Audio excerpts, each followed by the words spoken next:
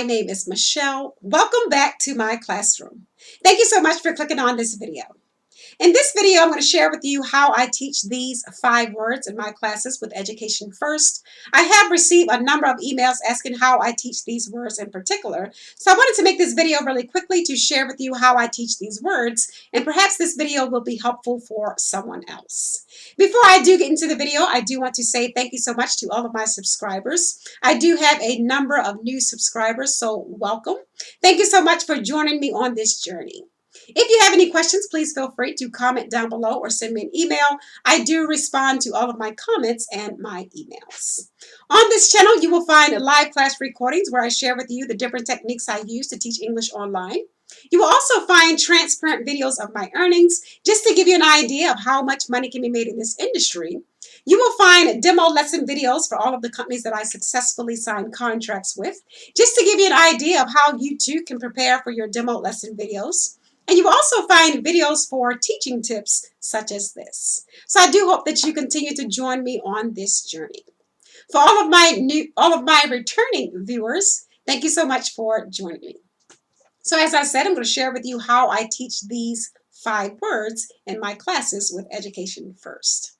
So whenever we have these words with one of our lessons with Education First, there's usually a story associated with these words. So I'm going to give you an idea of what one of those stories might sound like. There are 5 lions in the zoo. They're eating lunch. Their tails are very long. So the object of this lesson is to have the student determine which form of their completes each of those sentences. So if you watch any of my live class recordings here on my YouTube channel, you know I like to type a lot during my lessons with Education First. And I like to do this for 2 reasons. Number 1, I use this as an opportunity to increase my students' output. Parents want to hear their children speaking and reading English as much as possible during the lesson. So I use this as an opportunity to do just that. The second reason I like to type during my lessons, I like to give my students a visual of what exactly I'm talking about. So the first thing I would do is type what you see here on the slide. I would type the word there, draw an arrow, and define what this form of there means in the story. Again, I would type this form of there, draw an arrow, and define what this form of there means. They are. Again, I would type this form of there, draw an arrow, and define what that form of there means. The lions. So I would then have my student read the very first sentence. Blank are 5 lions in the zoo. After my student has read the sentence, I would instruct them to listen as I input each of the definitions into the sentence so my student can then determine which form of there best completes our first sentence. Let's listen. In the story are 5 lions in the zoo. They are 5 lions in the zoo. The lions are 5 lions in the zoo. Using this strategy, my student typically chooses the correct word. There are 5 lions in the zoo. Great job. Moving on to the second sentence, I would instruct my student to read the second sentence. Are eating lunch.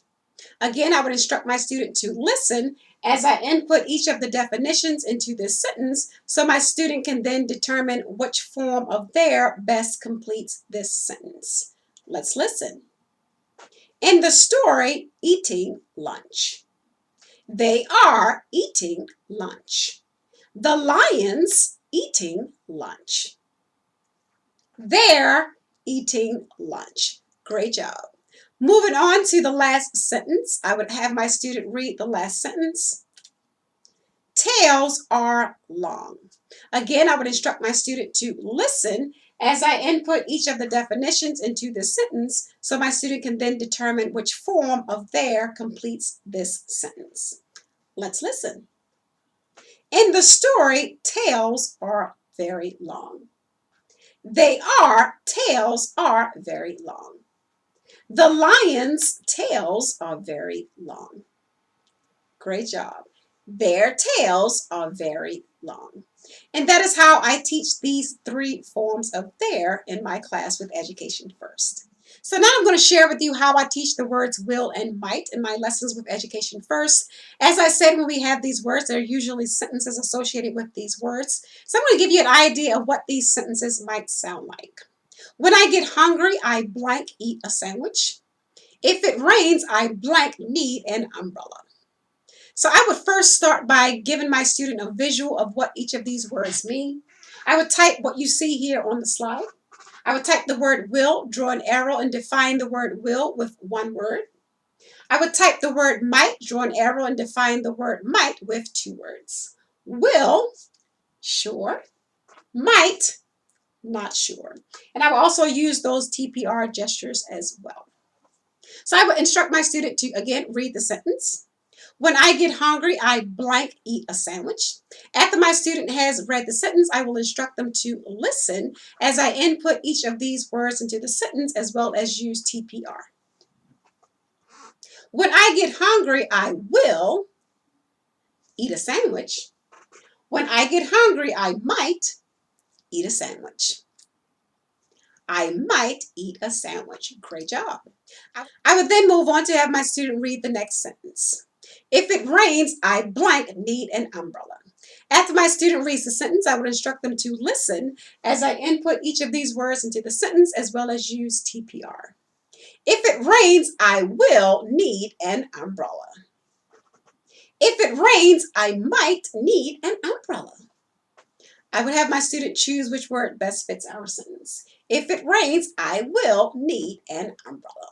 So that is how I teach those 5 words in my lessons. Thank you so much for watching this video. I do hope that you found it to be helpful. If so, please give me a like and I'll see you in my next video.